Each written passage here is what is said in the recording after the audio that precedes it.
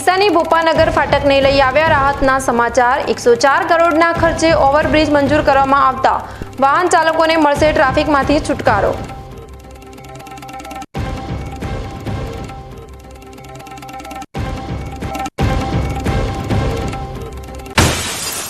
રાજ્યપાલ આચાર્ય દેવવ્રતજીના અધ્યક્ષસ્થાને મોરિયા સ્થિત બનાસ મેડિકલ કોલેજ ખાતે યોજાયો પ્રાકૃતિક કૃષિ પરિસંવાદ।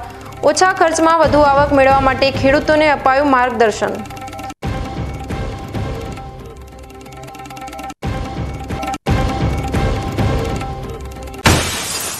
ધોરણ 10 અને 12ની બોર્ડની પરીક્ષાને લઈ જિલ્લાનું શિક્ષણ વિભાગ થયું સજ્જ। જિલ્લામાં અલગ અલગ 9 ઝોનમાં 113 કેન્દ્રોની 291 બિલ્ડિંગ યોજાશે પરીક્ષા।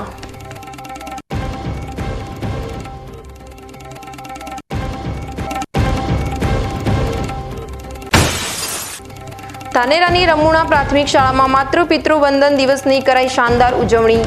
ઉજવણી બાદ પુલવામા આતંકી હુમલાના શહીદોને પણ અપાઈ શ્રદ્ધાંજલિ।